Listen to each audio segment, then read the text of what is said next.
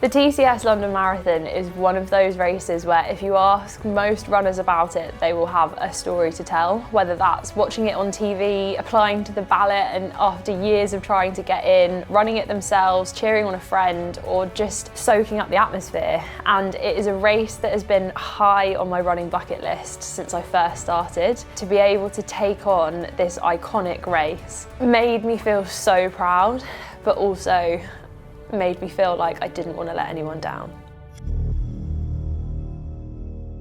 Welcome to race day. It's time to run 26.2 miles. Ready? I'm ready. You? Let's go! Let's go! The strategy is start very slow. Run as fast as we can downhill Yeah. and hope for the best. This is like my sixth gel. No.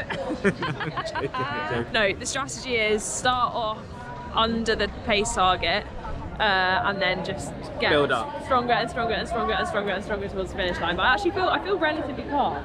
The first thing to say about London Marathon is the start time is lovely. I got out of bed at 7 a.m, was leaving for the start line at 8 a.m, met at the start line at 9. I really wanted to try and attack this race and feel strong in the last 10k. It's something that I've never really achieved in a marathon. I've kind of got to 30k and then just stuck. So the aim was, can we go under 340?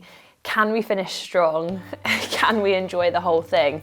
Which I realise is all contradictory. It's my favourite thing to do is watch someone else get their goals, honestly. And you were there when I got mine, so it's the least I can do. Yeah, I was on a bike though. Bit different. So you ready? We're about to start jogging. Oh my god. So right, ready? Steady.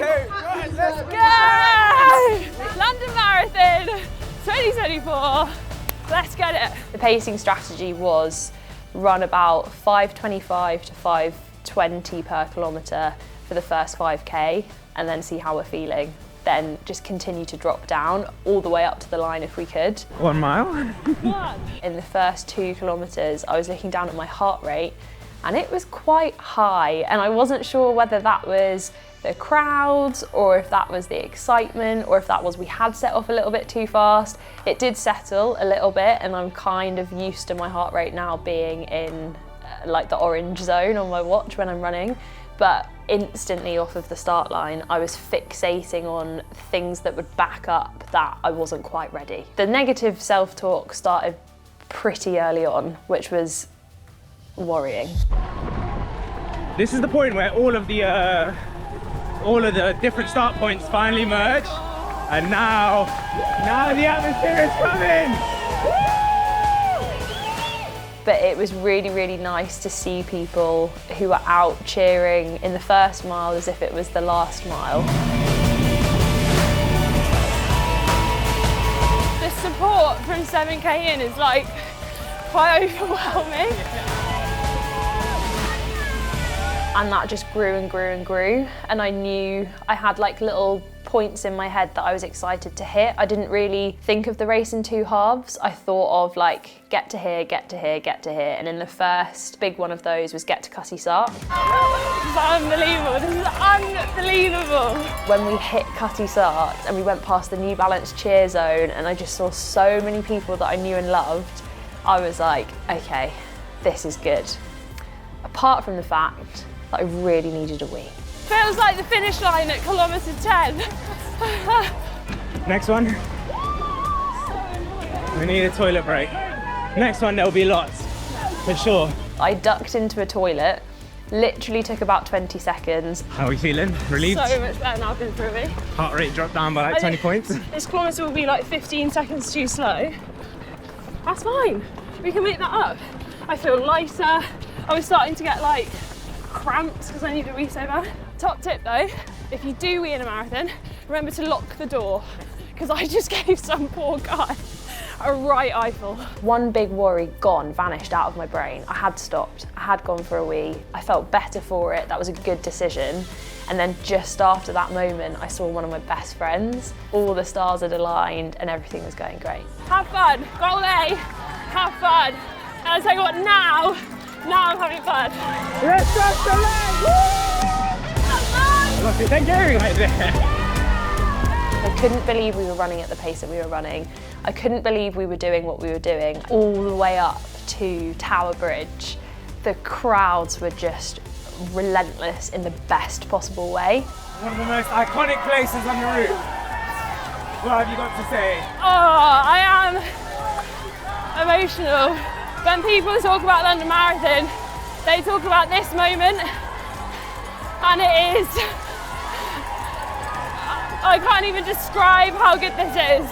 And then it is like the whole world has just erupted to cheer you over this bridge. The only thing I had though is that Tower Bridge is not halfway. It's like 12 and a bit miles. So me and Mo were like egging the people on who were cheering, like having the best time ever. But I still had in the back of my mind, I was like, there is a long way to go. Fit check.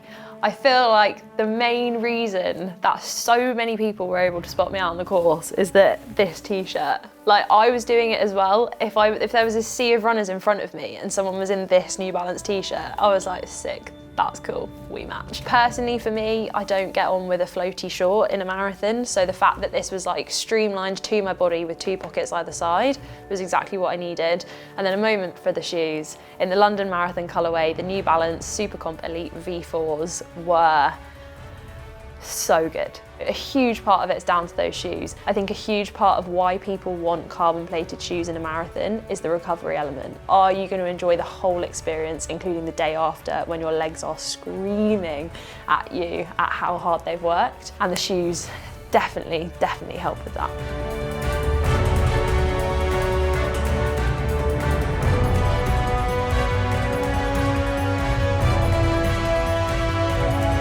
We just had a bit of a quiet spell, and I was telling Sarah that's where it's hardest, but almost like Canary Wharf, which almost marks 10 kilometers left.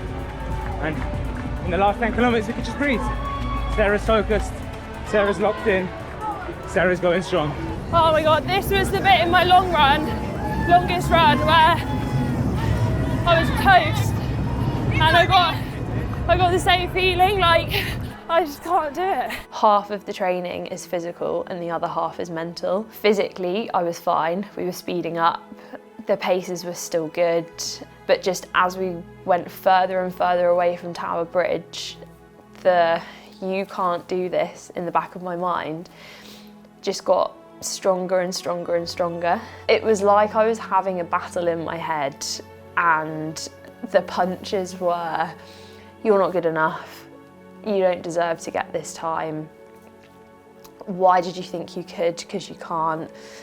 I guess the only way I can describe it is if you asked a person to make a list of the worst things that someone can say about them, I often find that no one else is saying it. I have a lovely online community, but my biggest troll is myself. Shoulders back, chest up. Nice. Good breathing. Good knee drive. Open out those legs. Let's go, Sarah. I tried so hard in that section of the race to persuade that version of myself that I can do it. I can carry on. I can run this pace. But it just felt like it was a complete losing battle. Mile 22. You want to give us 2 2s? I want to stop. I want to duck out. I want to walk. Mo could see it. I just keep telling myself I can't do it. Let's go!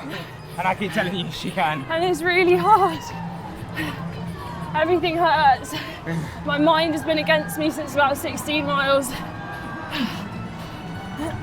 But I've been with her the whole way. And I'm not leaving her side until we cross that line together, even if I have to carry her over. So we're going to do this, Sarah. I want to hear a yes. If you carry someone over, is that cheating? Can we actually do that?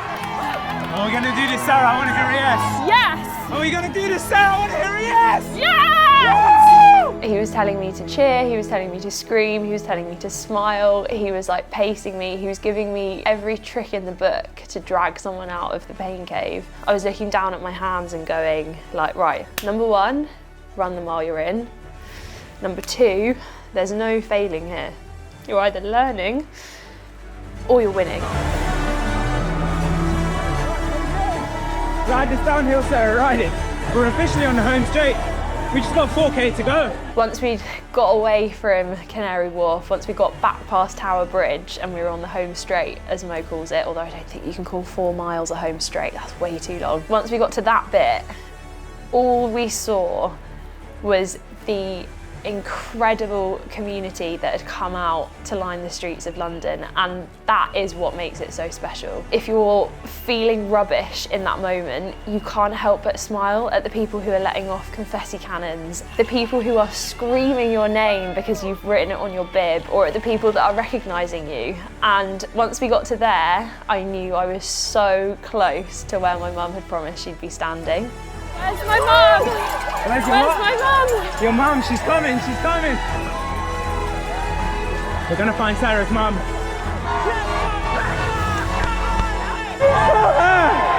found her mum! Yes! Yes! Oh, the tears! All the emotions! 1 kilometre to go! That was what I needed for the last mile and a half. The biggest pressure that you feel is what you put on yourself. I think going past my mum and just seeing how proud she was, hitting Westminster was exactly what I needed to carry me through to the finish line. And at that point was where it switched to, okay, we can be proud of this. There was still the element of, okay, but you need to get in under 3:45. Come on, Sarah. How bad do you want this PB? I've got it, that's the whole You've thing. got it. Let's empty the tank. You'll look back on the time one day regardless of whether it was a PB or not a PB, or whether it was what you wanted or not what you wanted, and you will be so proud of that number because you will piece together all of those hard moments and you will go, and that resulted in that, and that's enough. That made me want to kind of take my watch off and cover up the clock and just not look. We're crossing the line. Woo!